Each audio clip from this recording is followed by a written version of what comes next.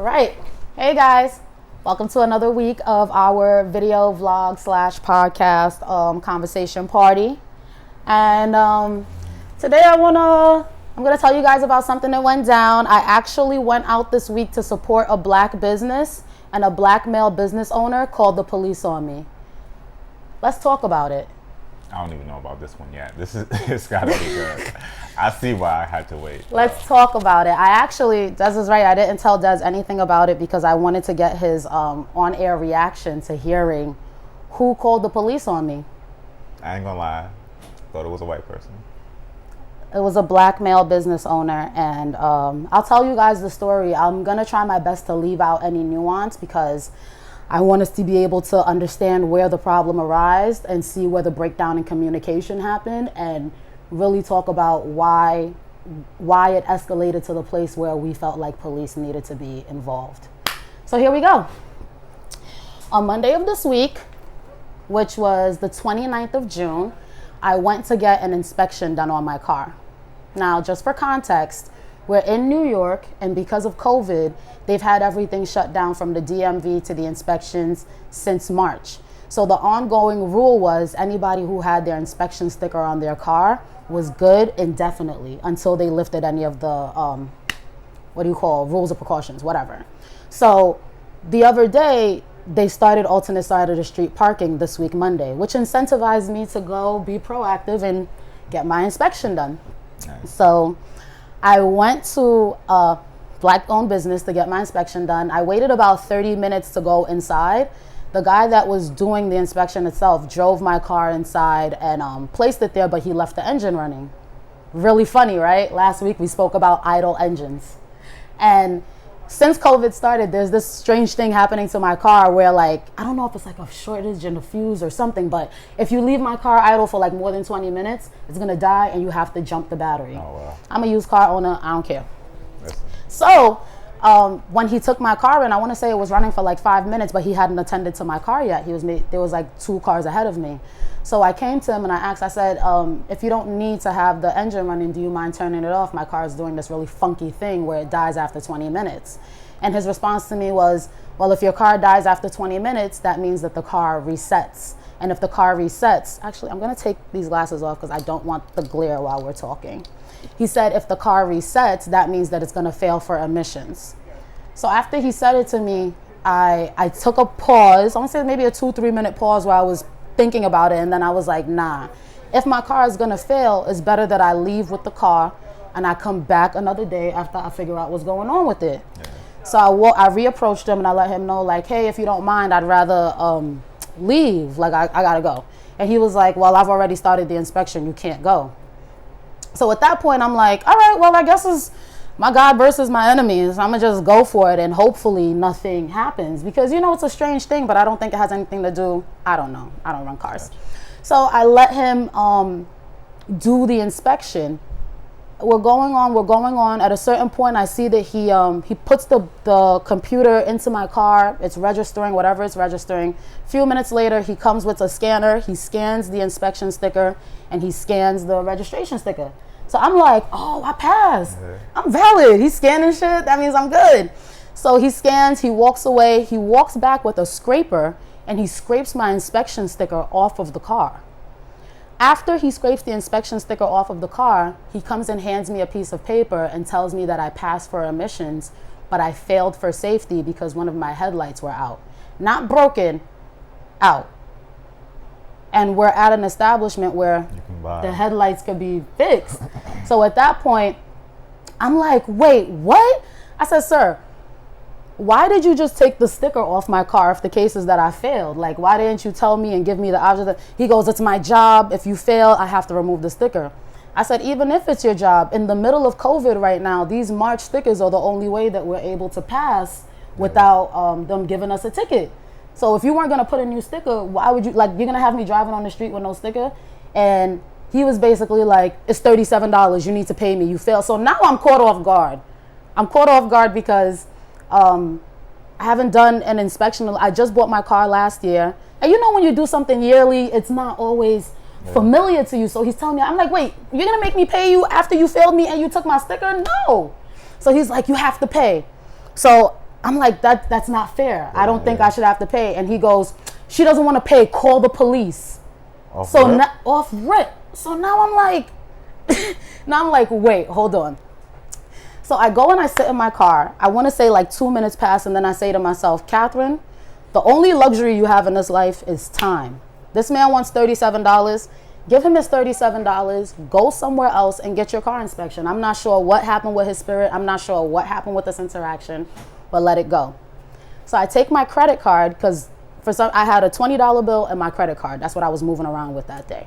I take my credit card and I go to give him the credit card, and he goes, no, it's cash only. So now I'm even more confused, because the sign on the pillar right next to my car has that, that sticker, Visa, MasterCard, American Express, the sticker that you see everywhere. The pillar right there got the sticker. So I'm like, sir, you have a sign right there that says you accept card. He goes, no, we have a sign over by the entrance that says card cash only.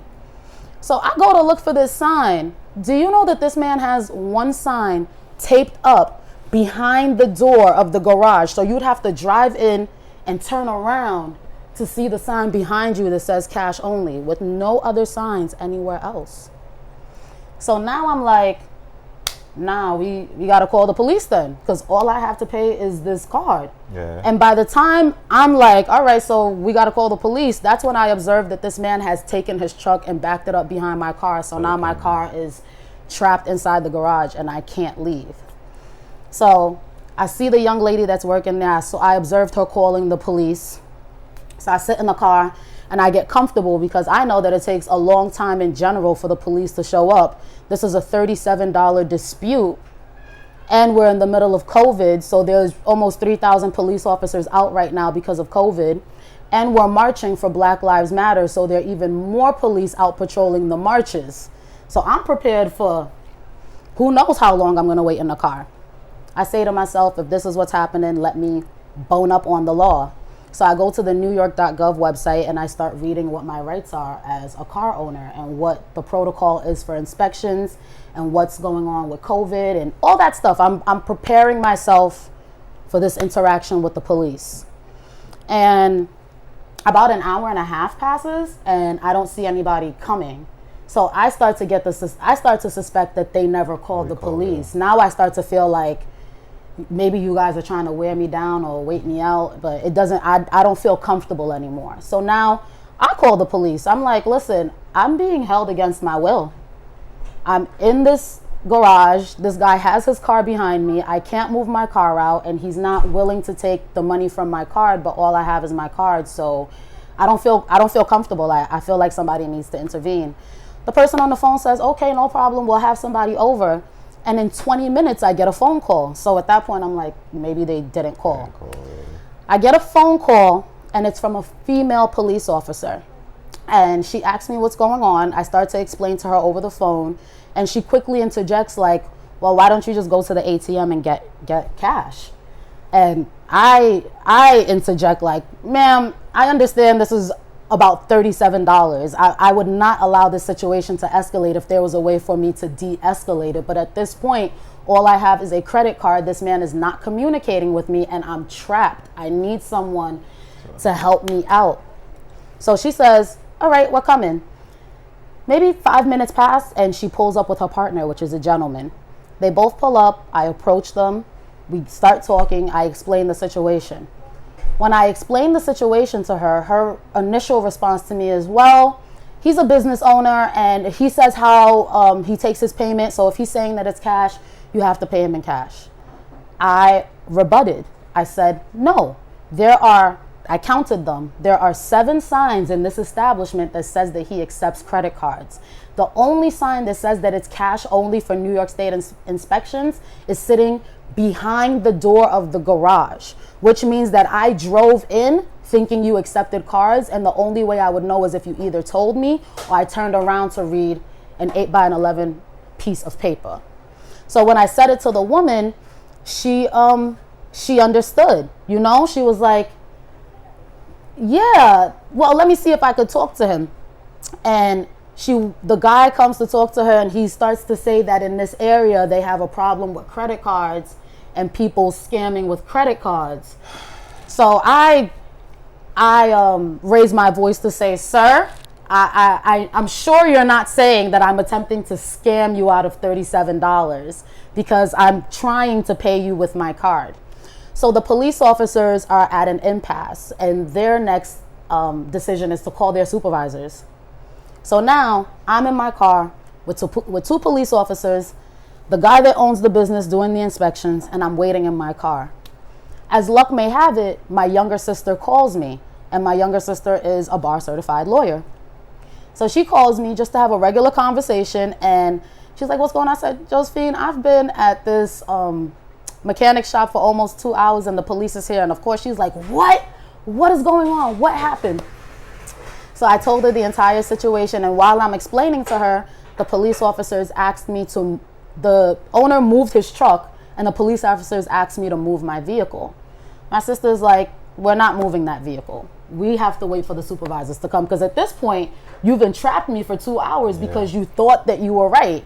Now that we're at an impasse and somebody has to come and alleviate the situation, you want me to move my car so you can get back to business as usual. But you've taken 2 hours of my time now, sir, so there's no way. So while we're waiting for the supervisors to come, my younger sister pulls up in her vehicle. She pulls up in her vehicle, and we then interact with 4 police officers. The 4 police officers we interact with, my little sister says to them, and I say to them, I'm looking on the NewYork.gov website right here. It's telling me that all inspections that were done in the month of March are good indefinitely until they lift all of the things for COVID.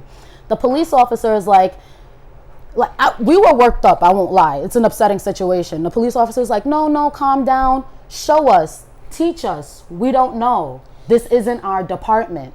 So it was a sense of calling.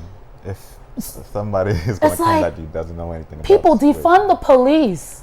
No offense, because if I'm being honest, they were being patient. They were trying, but like they don't have the tools.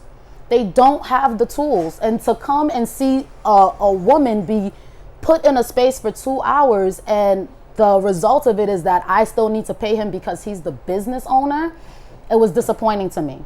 And the fact that me and my sister were the ones that had to educate the police on what the actual law was for car owners was disappointing to me. That man had no right to take the sticker off of my car until he spoke to me and I gave him permission to do so. You cannot touch anything on my car without my permission. Also, you shouldn't have taken the sticker off because of what was going on with COVID. So when I said it, the police officer said to him, she said, I don't know why you took her sticker off. Can she have her sticker back? He goes, no, I can't give her sticker back. Which he can't, because he shredded it off. Like, there's no sticker now. No, I can't give her sticker back. So the end result was that the police said I should pay, but he had to accept my card. So once the police said that I needed to pay, but he needed to accept my card, the situation escalated because this man then got upset that I guess some way, somehow, I was right. Yeah, he lost. He lost, and he was upset that I was right. And by the time I went to pay him for the transaction, they ended up overcharging me for the transaction, which was like, and you swiped the card, you took the money, everybody's worked up. We're not doing refunds anymore. So, but as the whole thing was going on, I'm making my comments, and I said, I cannot believe this. We are in the middle of protesting Black Lives Matter, and a black man called the police on me. Not like we came to a point where we couldn't communicate. He chose to not communicate with me and then asserted his privilege as a business owner and said, no matter what happens in this interaction, you must pay me. So yeah, that's what happened in a nutshell. And this happened on Monday. We're filming today on Wednesday. And I've been carrying that interaction around with me and really struggling with what exactly it is we're doing right now as people. Like what's the objective? Because if we're talking about coming together, finding understanding, and putting ourselves in a place where we're trying to de-escalate these situations, like, what did I do wrong? What could I have done better? All right, that's a lot to unpack in that story. First of all, though, black business owner, that mentality has always been a thing where in their mind, since they made it to a point where they can own something or rent, because you're not really owning anything, because the bank still owns the property, you're just renting from them for a time period. But when you get to a point where you rent, you feel you're bigger than somebody who's not in that position, or you feel is not in that position, because you most likely don't even know the person you're talking to, right? So it comes a mentality where if you don't do what I say, just like a cop, if you don't do what I say in the way I said it, how I want you to say it, guess what I'm gonna call on you? I'm gonna call the overseer or policy overseer, which is a police officer. They're gonna call those people on you so you can follow and adhere to their policies. But what I see now in interactions in a long time with police officers, it's like they need two separate departments. They need police officers for the real criminals, and they need civil officers for civil matters. Yes. Those people that can study and relate to people and understand that certain things morally it don't make sense. Instead of putting your aggression and your, the business owner is right, because the policy officer is going to go with the business owner because they produce some money. They're not going to go with their morals and what they would think of as a person who would be on that end if they were a customer to this business owner, because they don't have to, because they have a badge and a gun. So they just basically guard dogs for the business owners. And it's so sad that the same guard dogs are killing us, and the people that are calling the cops on us more likely now is people of our own color now. Like we live in the Bronx. We uptown. So uptown is super, super, super black populous, and it's a lot of black business owners up here. Actually, I'm gonna highlight. I drink from Freckle Juice. Most definitely. It's our homegirl Felicia. She has a juice bar that actually makes bomb ass food as well. She makes this salmon burger that y'all will line up 6 feet apart for over an hour to get her salmon burger. I'm not gonna hold you up, but today's the raspberry lemonade. I put a shot of ginger in mine. Yeah, I ain't gonna lie. This is the first time I had a lemonade. It's been cold forever. I usually get the Love Sponge. You should try that one. That's the mango, pineapple, orange with some ginger inside. That's good too. But the black businesses out here, we support black businesses. The restaurants are Jamaican, they're African, they're West Indian, they're soul food restaurants. The hair salons are Dominican. We got African braiding stores. The hardware stores are owned by black people, and it's my thing. I want to know that my dollar is being cycled and funneled through my community. And I know that he was a bad actor. You know what I mean? I know that man was just a bad actor in this space of people. And if I'm being honest, I have no intention of saying what his business name is. I have no intention of saying the location, because at the end of the day, I do want this to be a learning experience for everybody. I'm not here to kill that man. No. You're here to educate. I'm not here to kill that man. I'm not sure why he felt like that was the best way to handle that situation. I don't know if he decided he was going to fail me from the moment I asked him to turn the engine off because my car idles, and he assumed I would fail, and then it passed, so he decided to fail. The headlight wasn't even broken, y'all. The bulb was dead. And if you want to know funny tease, I went to replace the bulb and the man twisted it and it wasn't even dead. It was just loose in the headlight. So it was nothing more than a common courtesy he could have done me in that situation. I feel like he just wanted to fail me. He just wanted to fail me and take my money. Yeah, it's a terrible experience we have as black people, that we are looked at bad as black people, because if she was white, it will be quality service, I believe. Even if it wasn't quality service, I feel like that man may have paused before he thought to call the police. I feel like he would have paused. I don't see black people calling the police on white people. I mean, we got Karen. I'm talking about we don't yelling. Even call on Karen. We just be recording. We just record them and it's like we're the police. We're the police. So we tell our friends, yo, get on her. You know where she work at, this, that, and to make sure they know that she's doing this, that, and the third.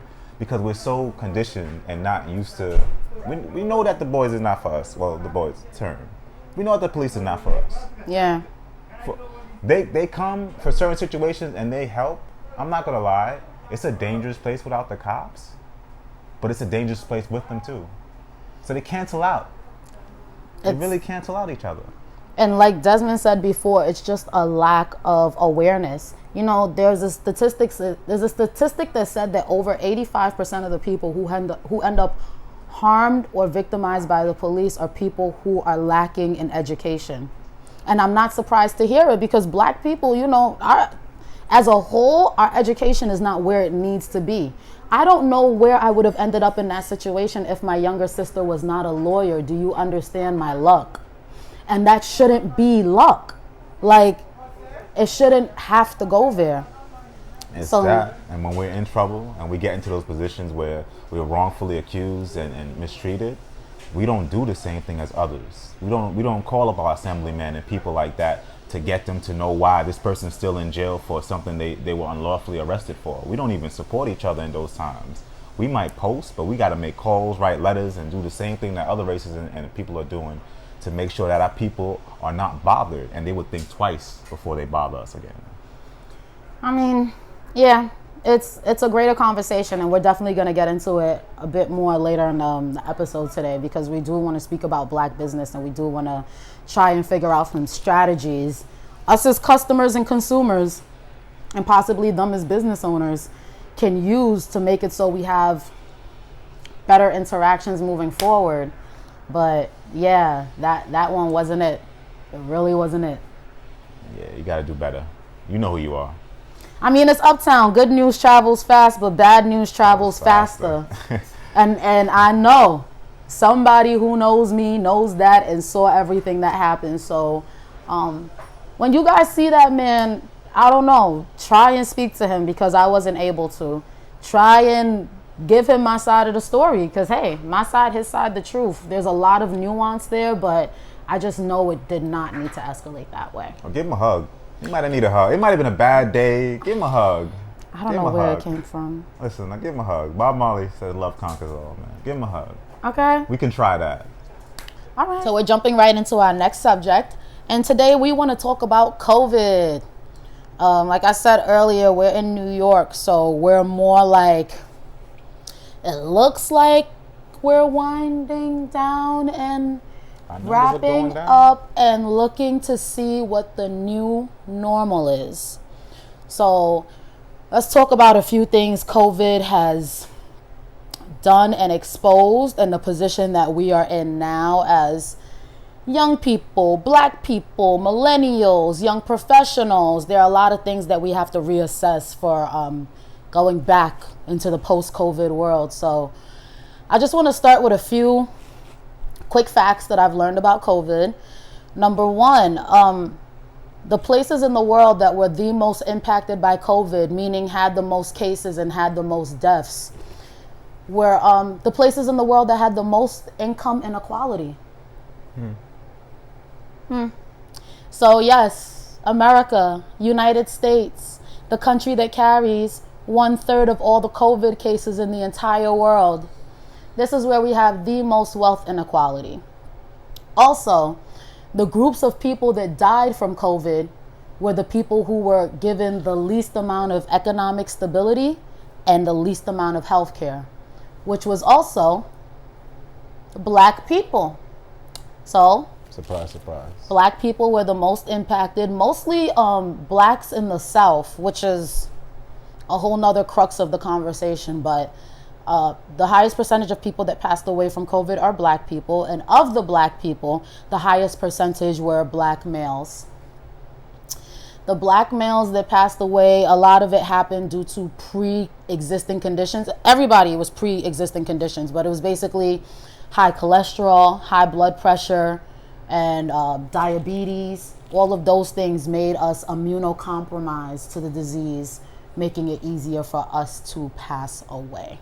So fellas, we're not out here taking care of ourselves. So when things come, we are not able to fight them as much as everybody else, especially our female counterparts. They're more health-minded, but we got to work on that. The healthcare system is a really scary space, though. I'm not going to lie to you. It's a scary space, and I know that when it comes to black men, historically, black men have been more uncomfortable with the interaction of going to the doctor and speaking about wellness, overall wellness, even in regular life. Like, we're not if we supposed to be talk hurt, about truly. drinking some like a smoothie or trying to eat a healthy meal. A guy is like, I want a burger. I want a man's I drink. want a man's meal. Yeah. I want a beer. And it's like all these things are breaking down the male body. And I think that happens to every race. But, you know, in the black race, it is known that black men do not like to go to the doctor. They say black people age slow but die first. Wow. First time I heard that. But the first time I heard it, I was like, makes sense. oh, do you know that I do not even know a lot of black men that are over 65 or 70 years old? The first time I heard it, that's what I thought about. And I'm like, wow, that's actually like fake telling. And with the COVID crisis, the next thing outside of the wealth inequality that has been very exposed by COVID, and then the health inequality that has been very exposed by COVID, the next place COVID is exposing us is in the workplace. There's a lot of different things that have happened in the workplace. There are a lot of different protocols that are put in place. I know friends that used to work 5 days a week and now they're working 2 to 3 days because they have limited staff coming in to promote social distancing. So if you're working for a company that will pay you full time to show up for 2 days, you're very fortunate. But there are people right now that have their hours cut, that have their wages cut, and all of these things are done in order to protect the public, but it is crushing us financially. So, I mean, I have my personal account of how it's affected me in the workplace. Des, do you want to speak to your industry and how it's been moving you? Well, my industry is the audiovisual field.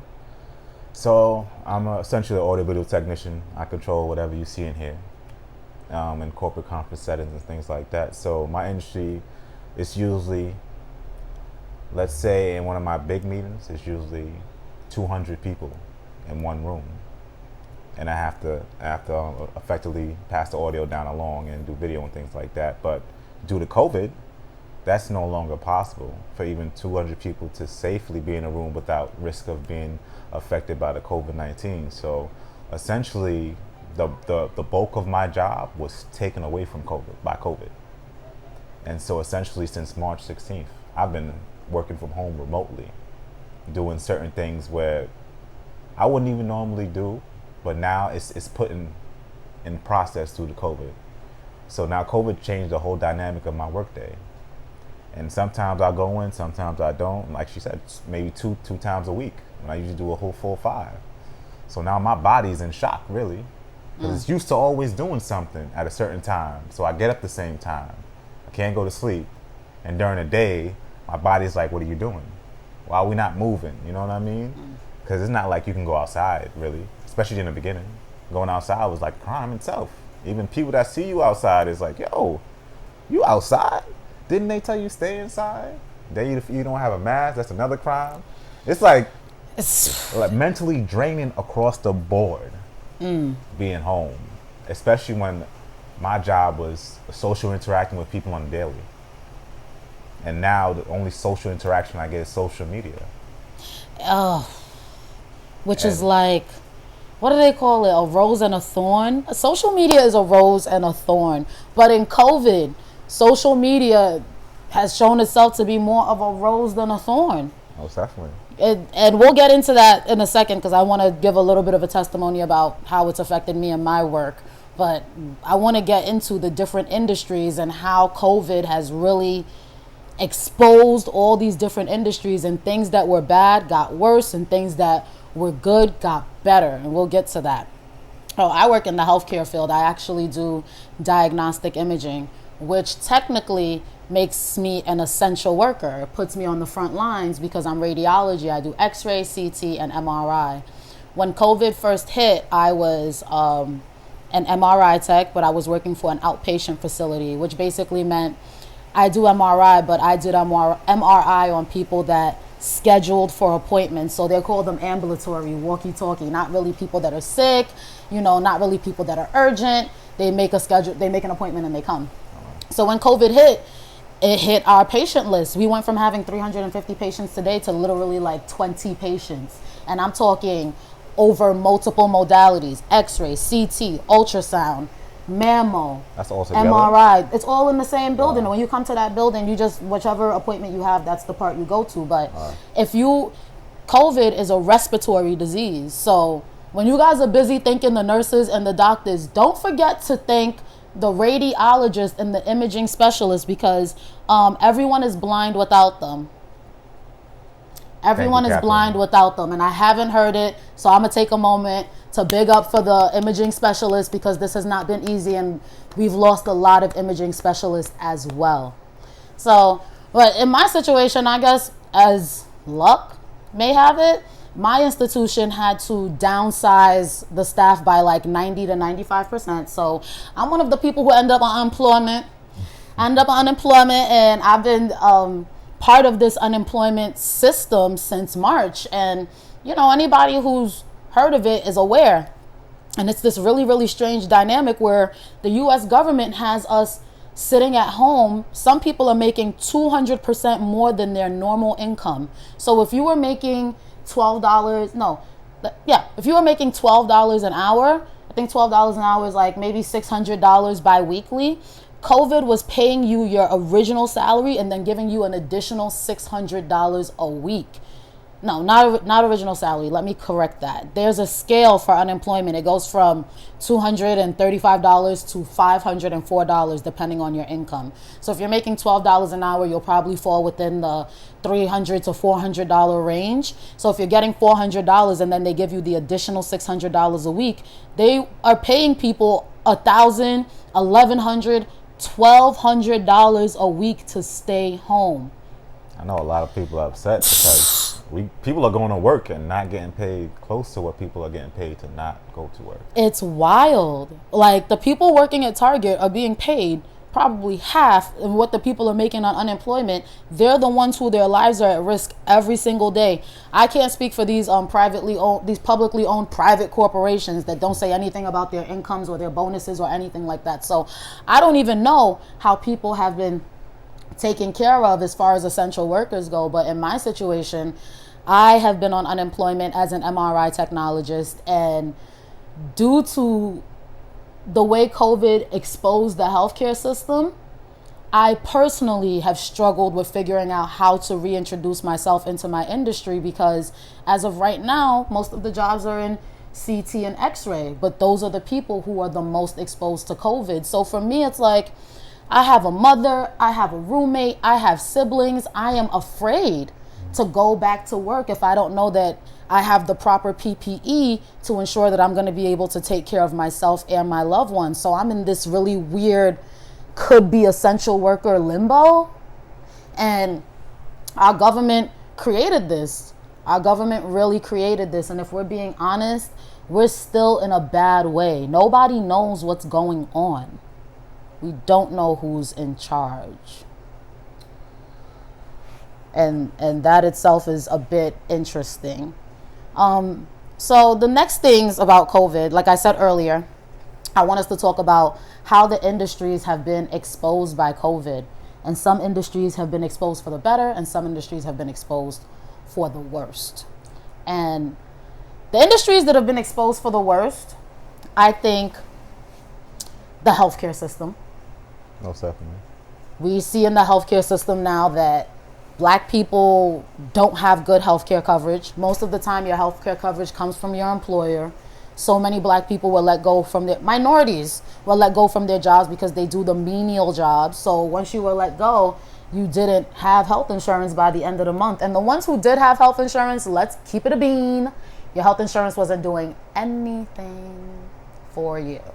Just like they say in Chicago, healthcare got caught lacking, especially in the United States. The way that we were not prepared at all, like we never thought anything was going to ever happen to us. I think they tried to be prepared, but they dismantled the department that was put in place to take care of pandemic situations. And then on top of it, we get everything from China, which is a whole nother wow, we get everything from China. We're in a bad relationship with China right now because of 45.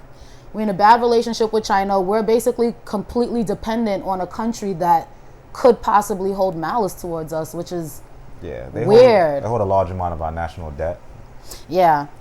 So yeah, I don't know why we go so far with our relations between them and not try to fix it or try to do something. Or own our own. Like, we should have had our own PPE gear. We shouldn't have had to wait to get things from China. We should have had American manufacturing in place, but those jobs aren't there. And that's something that COVID exposed. That's a bad industry that only got worse when COVID came around. Yeah, we outsourced to so much that we had nothing internally for ourselves. And we suffered for it. I don't know if y'all seen the numbers in New York. I mean, whoo, like I said, I think we on the downside of it. I can only cross my fingers. But in New York, we got slaughtered. For 9/11, New York lost 2,997 people, 3,000 people. For COVID, we lost 30,000 people. Sweeping. I don't know how to wrap my head around it. This is the first time in our history anything like this has even happened. So I feel like I'm always grappling with trying to figure out what this is. But an industry that was exposed for the good, though, let's pick one of the industries that were exposed for good. Not to make it too long because we don't want to keep you all day. But for good, e-commerce. Not for nothing.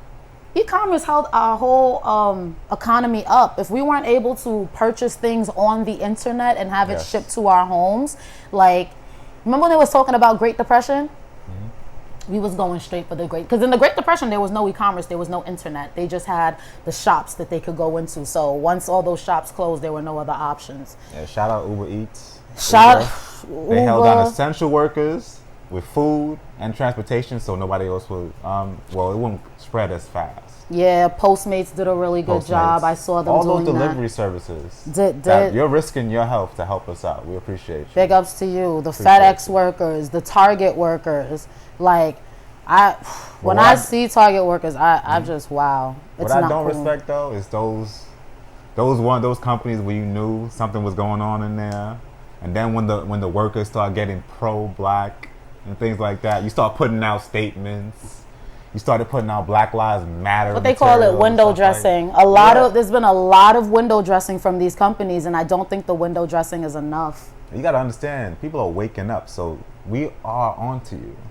So seeing that, it's like, we know exactly who you are now. Which ties into the next industry that has grown for the better, social media. Oh, most definitely. Social media, and like I said before, a rose and a thorn, because it feels all-consuming. It feels overwhelming. It feels, at least I'm speaking for me. Anybody who knows me, since I've been home, I've been on social media. I have to give big ups to Baller Alert.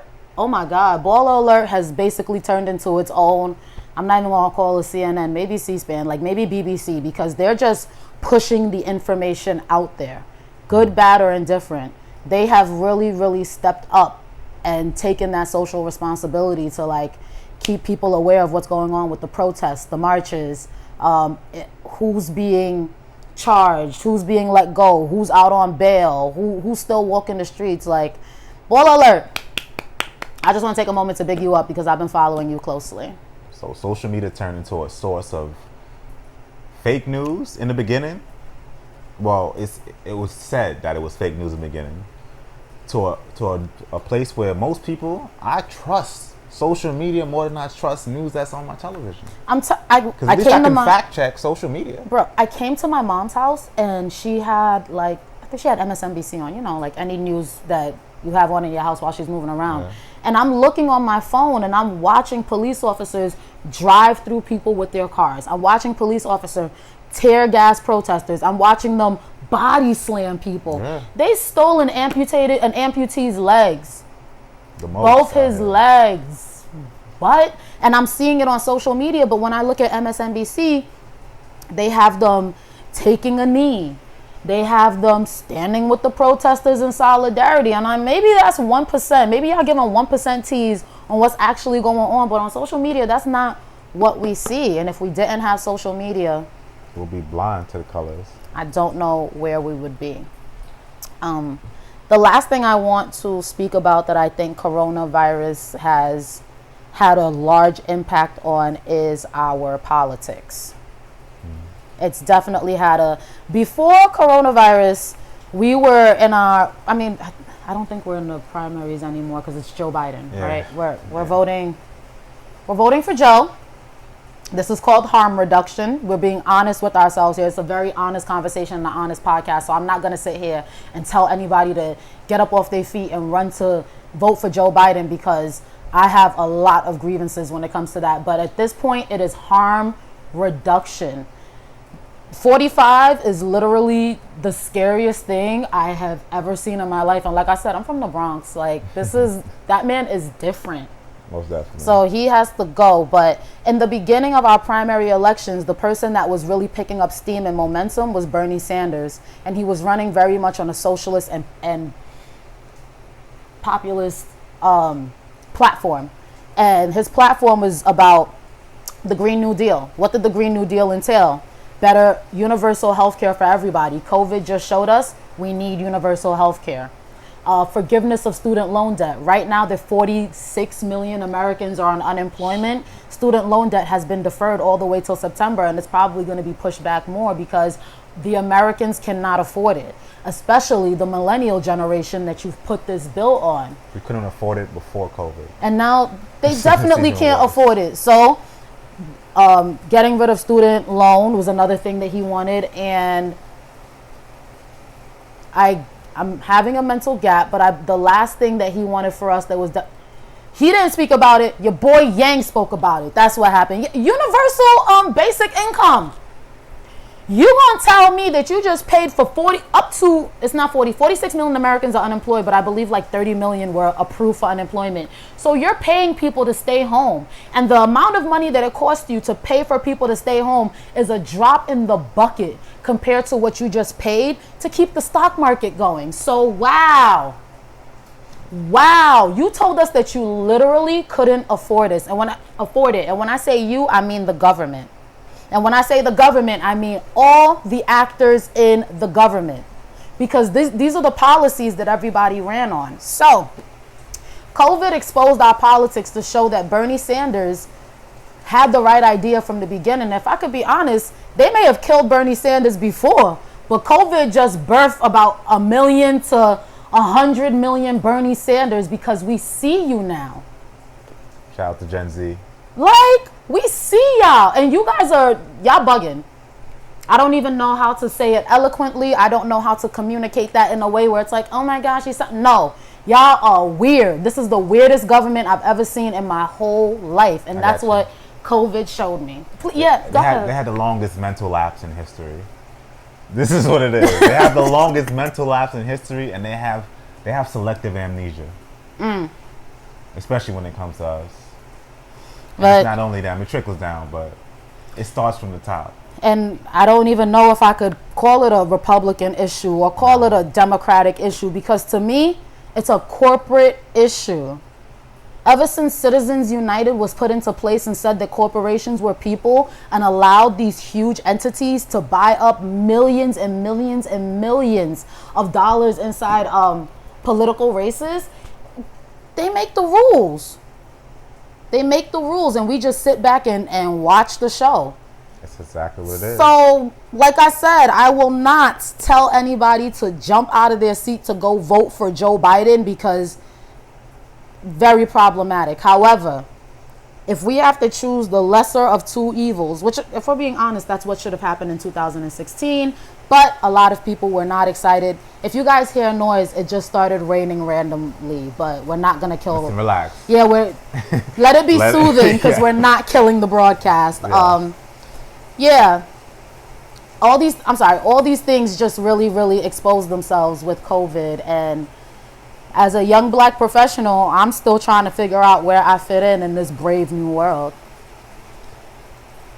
It's going to be difficult, because we as millennials, we still got that piece of the old world.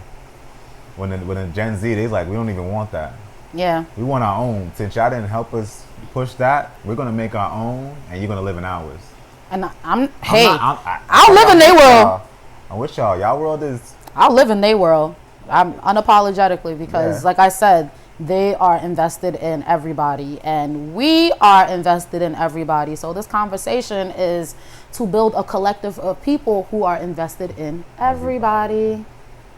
So yeah, that's our take on COVID. Most definitely. Ladies and gentlemen, welcome back. We're going to change it up. I usually talk in bits. Guess whose turn it is to talk now? It's his turn. And of course, Catherine will interject as necessary. Or whenever she feels like it, because we got an open conversation here. We don't have rules. You just make sure that you have a good point, you express it in the right way, and make sure that the conversation stays open. But we're going to get into black businesses right now, which is, I love black businesses because I'm from a place called Uptown where people don't understand how much talent and creativeness lives up here. We advertised Freckles earlier. That's just one. And that's somebody I grew up with. You know what I mean? There's also Muggsy McFly. Clothes is ridiculous. You got to take out Clout Control when they get a chance to open back up. We got 2 Train to Paris. We have Sylph Cakes by Kia. We got about millions of makeup artists, hairdressers, and designers and things like that. And it's crazy that for a place that's forgotten in a way, we have so much diamonds that's coming out the rough. And they come with a lot of adversity. They go against a lot of things, and it's mostly us. It's crazy that they have to. Hold on, we have a comment here. I didn't know. They have a lot of adversity, and it's mostly us. But at the end of the day, we have to remember that we're the customers and we're the consumers. And I know it sounds like a bit cliche, but I still respect the fact that the customer is always right. Like, when I worked in retail as a manager, one of my rules was nobody should ever wait to spend their money. Like, I hate when I go to a store and I stand online and I gotta stand and wait and look and call and just to get somebody to take my hard-earned money, and that's crazy to me. So that's always been so. I only made that face because I think there's space for everyone to improve. So as a business owner, yeah, you own it, you run it. That's your castle. You're the king of that castle. But if the case is that you're trying to build a customer base, a clientele base, you're trying to build your name in a community, you have to meet people halfway. You have to be able to cater to those people because you're in a service industry, no matter what industry you're in. Like he said, if you're doing makeup, you're still in a service industry. The way you treat that person matters. And the key to customer service is people just don't come back. They don't tell you when they're upset. Black people especially, we're not doing surveys.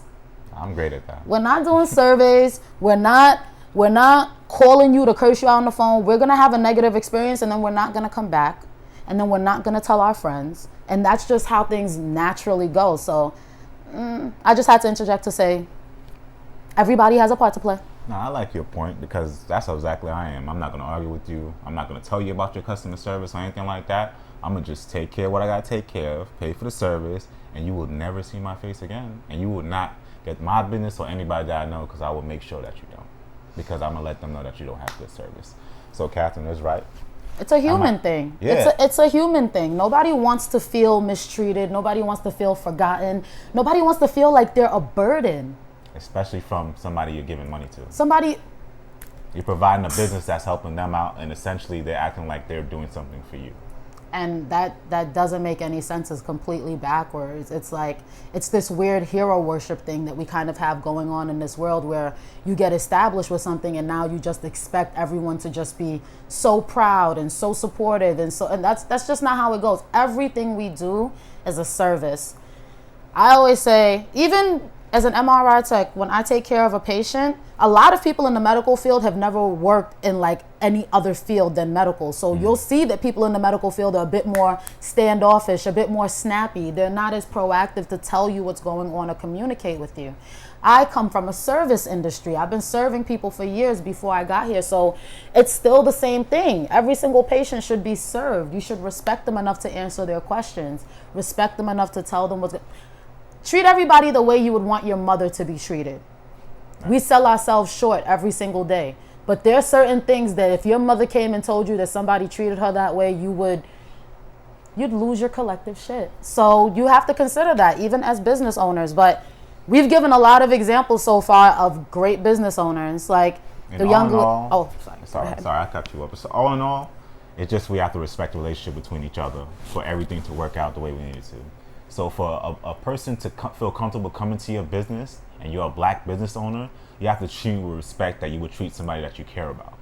And treat me like you want somebody to be treated that you know that's going into a business. It doesn't matter if it's black, but it just so happens that that's what we care about and that's what we need to build up. So we need to help y'all by giving y'all pointers because we're essentially the customers and one day we're going to be the owners also. So we're speaking to both sides and essentially. The young lady that does my hair, she's a black woman. I've been going to her for like 6, almost 7 years now. And I'll be honest with you, the reason I go back to her is because of the way she cares. Like, I'm not even going, it's not that her business is perfect. We've had times, there was a time she was sick and I had to wait 3 hours. There was a time something happened to me and she had to wait for me. There was a time she had to make a special appointment for me on a Sunday just to fix something with my wig. But like, she's always cared about me, my hair, and my money. Because as she does my hair, she's always teaching me about ways to take care of my hair on my own. When she's doing something expensive, she will tell me what the cheaper alternative is. And that is a smart businesswoman. Her name is Dornice. Her books are closed. She has so many clients, but if she ever opens her books back up, I will let y'all know here first. But yeah, it's really hard to get her after all these years because she's phenomenal. She's a queen of her craft, and I respect her deeply. I have another young lady that braids my hair, and she actually makes clothes as well, prom dresses, high fashion, everything. And she is incredibly professional. She does not show up late. If she's late, she'll let you know. If anything's wrong, she will apologize. If you have any problems, she will collaborate with you, wait, speak to you. And those are the people that get my money. Felicia, Freckle Juice that we spoke about earlier, let me tell you something. When I show up to a black business and you have a menu and 50% of your menu is not available, it's a huge turnoff. Felicia, you can't go in there and ask for anything on her menu and they're going to tell you that they don't have it. It's that consistency that she's been able to use to build her business over the years. So there are great examples of how black businesses can run and how people can create an ecosystem and a community within it. It's just relationships. Yes, you're supposed to treat a customer, make them feel like they're not a customer. You got to make them feel like they're almost part of your family in a way. Make them feel that comfortable with you in that way that they don't feel no way about giving you money. It's like, I'm helping. Yeah. I'm not purchasing something. I'm helping. You know what I mean? You helping me and I'm helping you. It's like a barter system with green paper. This is what we're up to now. I'll take that. And even more importantly, it's about creating a consistency and kindness. Yes. Because if we talk about white businesses or white business owners or these more established corporations, their consistency and kindness comes from the standardization of their business. So when you walk into the store, the greeter is always there. Someone is always ready to offer you a basket. When you get to the register, they always ask you if you found everything all right. At the end of the transaction, you always get a receipt. So because of the way they've already built the structure of their business, their employees have to come into this system that's already built to cater to the customer. Nice. And I know that's tough because when you become a business owner, especially as a black person, you're usually trying to get out from somebody who is standing on your neck. Yeah. So when you get out and you have that freedom, you're thinking, I don't want rules. I don't want to have to deal with that. I just want to push my art out there and let it be. But that's where we're lacking the consistency. So I think that part. That and the separation. Once you get up there, after somebody was standing on your neck, don't stand on somebody else's neck. Because it's easy. Be a gate opener, not a gatekeeper. Yeah. And you know how your people are. You already know that we're under some impoverished conditions. We're under so much stress on a daily. You know this is our little happiness. Whatever we're coming to, you know what I'm saying? Don't make it worse for us when it's already bad. We just got to find ways to help each other make it through this and make it above what we are now. Because you know we are exceptional. When I tell y'all, I know so much people that with so much talent that they don't even see for themselves. In the future, we do have every intention of highlighting as much black business as we can. I mean, we got a lot of love for all other businesses. Yeah. You know. But y'all doing good. We trying to build something over here. We building something. We building something. So give us a moment. We got to build right now. So every week we are gonna do our best to highlight Black businesses. I got my Yeezys on today. I know some people might say like, oh, Kanye, but Kanye has done amazing things with moving the Yeezy brand to the United States. He's done amazing things with building manufacturing here. All the Yeezy sneakers are 100% made in the U.S. now. He just signed a deal with Gap Brands, which is huge because it's not that he works for Gap. He started off working for Gap, but this is a partnership, meaning as he grows his Yeezy Gap brand, they grow together. Like he's creating an ecosystem in which Black people really can have that ownership. Like, Sway, I think he got the answers. Yeah, I was waiting for him. Anyone who knows me knows. I'm not a fan of a person. I'm a fan of ideas.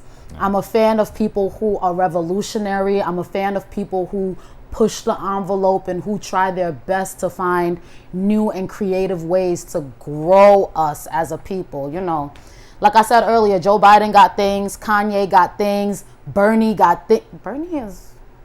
He be giving off pure teas, but I'm sure he had things too. But I follow ideas and concepts. So the things that I'm watching Kanye do and the way I'm seeing him build his business in America, I'm impressed. I am.